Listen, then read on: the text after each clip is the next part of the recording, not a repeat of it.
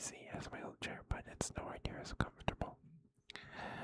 But anyway, so it's been a couple weeks since we've done it, so I thought we would read some Wikipedia tonight. I have 2 articles pulled up. We'll see if we get through both of them. I don't know.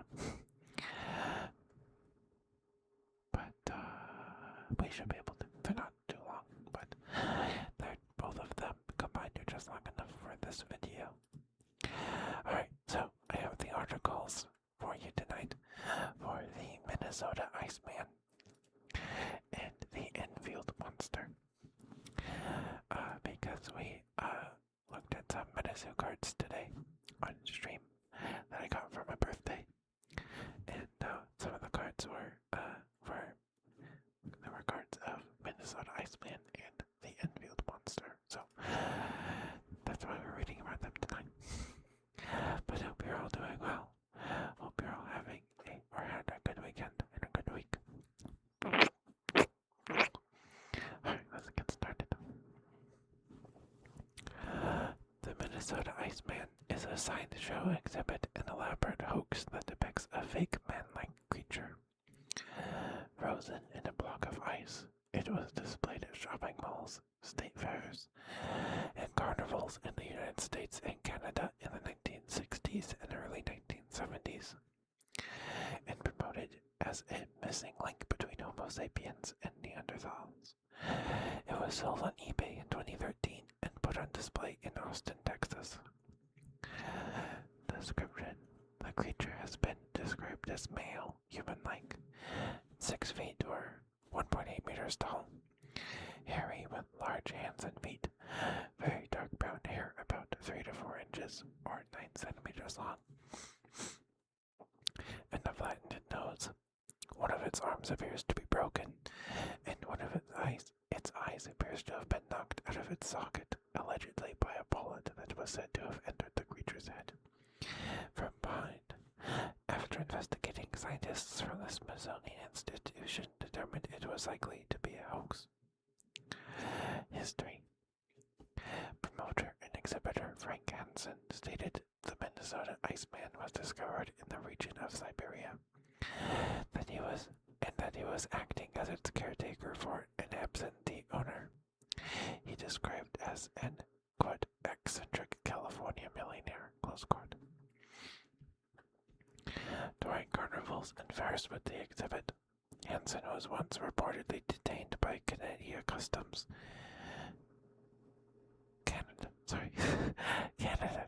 officials who were concerned he was transporting a human cadaver.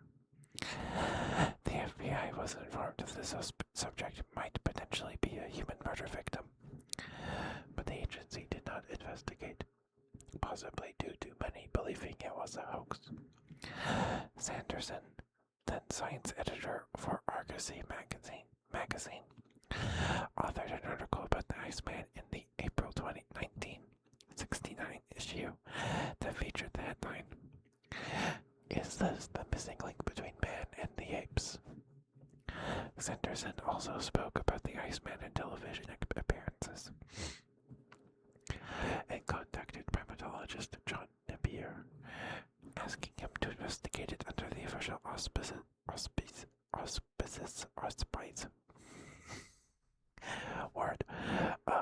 Smithsonian Institution.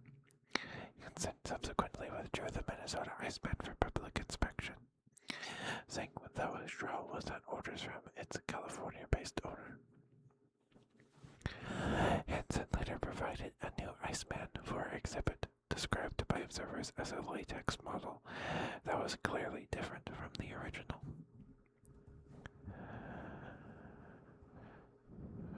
Napier, in conjunction with the Smithsonian, made preliminary investigations of Hansen's affairs, and said he found that Hansen had commissioned the creation of the Iceman from a West Coast company in 1967, leading Napier to quickly conclude there was only one Iceman latex model that he theorized was repositioned and refrozen between appearances.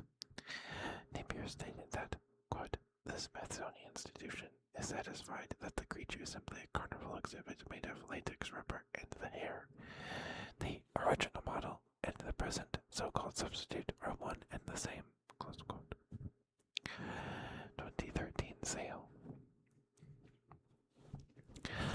In February 2013, the Minnesota Iceman was reportedly auctioned on eBay.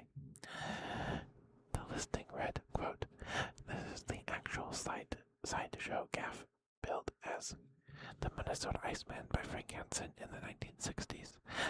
This is a one-of-a-kind hoax that was fabricated by a mid-20th century showman," close quote. It was purchased by Austin, Texas, quote, Museum of the Weird. Oh, just Museum of the Weird. Sorry, that was not quote. It's just their name. Owner Steve Busty, who has placed it on public display. Popular culture. The Minnesota Iceman was featured on Season 4, Episode 6 of the A&E series Shipping Wars, as well as Season 12, Episode 26 of the Travel Channel series Mysteries at the Museum. The story of the Iceman was also featured in the 7th season premiere of the television show Unsolved Mysteries in Rock Apes of Vietnam, Series 1, Episode 9 of the 2019 TV series In Search of Monsters. The exhibit's current owner, Steve Busty, and others say that Hansen changed his story about the exhibit's origin 3 times, and that the current exhibit may be a latex replica intended to protect Hansen from legal problems if he killed and illegally imported a rock ape. An alleged rock-throwing Vietnamese cryptid similar to America's Bigfoot from Vietnam when he was a military pilot during the Vietnam War. And that's the end of that article. Next we have the article for the Enfield Monster. The Enfield Monster is an unidentified creature reported around Enfield, Illinois, United States in April 1973. The reports were covered by the news media at the time, with some suggesting they may have been caused by a wild ape or escaped kangaroo. Used as a case study for a paper on social contagion in 1978. The episode is cited by sociologists as an example of collective behavior, where a group or crowd can be affected by the spread of group emotions such as panics, hysterias, collective visions, and extreme instances of suggestibility. Reports at about 10 p.m. on the night of April 25th, 1973. Henry McDaniel heard a scratching sound at his front door. He looked out and saw something that he thought might be a bear. Taking a gun and a flashlight, he headed outside into a strong wind and saw a creature between 2 rose bushes. He later said, quote, "It had 3 legs on it, a short body, 2 little short arms, and 2 pink eyes as big as flashlights. It stood 4.5 feet tall and was grayish colored," close quote. He added later that it was almost like a human body. McDaniel fired 4 shots at the creature, 1 shot hitting it and causing it to make a hiss, much like a wildcat's. Before fleeing towards a nearby railway, a big embankment covering 50 feet in 3 jumps. McDaniel called the local authorities, who discovered footprints in the soft earth near the house, which McDaniel described as dog-like in shape with 6 toe pads. The police considered McDaniel to be rational and sober in his reporting of the incident. In a later press interview, McDaniel said, "If they do find it, they'll find more than one. And they won't be from this planet, I can tell you that." Close quote. Investigators interviewing nearby residents were told that Greg Garrett, a 10-year-old neighbor of McDaniel, claimed to have encountered the creature half an hour before McDaniel did, and that the creature had stepped on his feet, tearing his tennis shoes to shreds. The boy later told Western Illinois University researchers that his report was a hoax, quote, "to tease Mr. M and have fun with an out-of-town newsman," close quote. 2 weeks later, on May 6th, McDaniel called the radio station WWKI, claiming to have seen the creature again. At 3 a.m. that morning, it was negotiating the trestles of off the railroad tracks near his home, and McDaniel said, quote, "I saw something moving out on the railroad track, and there it stood. I didn't shoot at it or anything. It started down the railroad track. It wasn't in a hurry or anything," close quote. Citation needed for that, apparently. A search party, including WWKI's news director Rick Rainbow, explored the area later that day and reported observing an ape-like creature standing in an abandoned building near McDaniel's house. They claimed to have made a recording of the creature's cries and further shot at it before it fled. Cryptozoologist Lauren Goldman investigated the case and the sound recording. 2 days later, a day after McDaniel was interviewed on the local radio, the local press reported that police were called to investigate reports of gunfire and arrested 5 young men from out of town who had come to Enfield in order to photograph the creature, carrying shotguns and rifles for protection. The men having claimed to have sighted the creature. The White County Sheriff dismissed reports of this monster hunting expedition as an exaggeration, saying that the men were just out drinking and raising hell. Mentioning the monster only briefly during questioning, the men were charged with hunting violations. Reactions. The incidents were reported widely in the press at the time. It appeared in newspapers throughout the state on the 27th of April 1973. And on the 7th of May, there was an interview on radio station WGN Chicago and articles in the Chicago Daily News, the Moline Dispatch, Champaign-Urbana Courier, and the Alton Telegraph. There were early articles in the Garmy Times,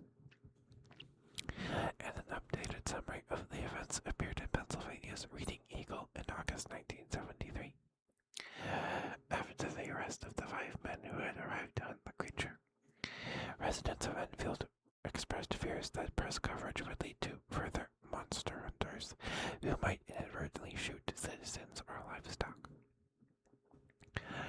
It was suggested that the creature may have been a kangaroo escaped from a nearby zoo, which would explain the 3 legs description, as the tails of kangaroos look like a 3rd leg. Citation needed. McDaniel was adamant that the creature wasn't no kangaroo. Having owned such a creature as a pet while on military service in Australia, and noting that kangaroos have narrow faces and tracks or leave claw marks. Following media coverage of the creature, an Ohio man contacted a local newspaper stating that the creature may have been his pet kangaroo Macy, which had been lost or stolen a year previously. A few days after the event, United Press and International quoted an anthropology student who suggested the creature may have been a wild ape, noting that such animals have been reported through the Mississippi area since 1941. University study. In 1954, researchers at Western Illinois University, headed by David L. Miller, investigated and analyzed the incident, publishing it as a case study in Social Contagion. The researchers found that there were no more than 3 first-hand reports that had subsequently been exaggerated by news stories and local gossip into an epidemic, according to the study. Sorry, I had to clear my throat. According to the study, quote, "In this area of southern Illinois, it is not unreasonable to assume Mr. M or the radio news team had actually seen an animal. People we interviewed framed the recent events in these terms. Their accounts admitted the possibility of that large dogs, calves, bears, deer, and wildcats had been sighted. Some frames suggested that an exotic pet, such as an ape or a kangaroo, was the catalyst for the monster reports. Finally, some people tactfully suggested that Mr. M had a notoriously overactive imagination and had probably been shooting at shadows. And in the event, we interviewed only one person who agreed with Mr. M's claims that he had indeed seen a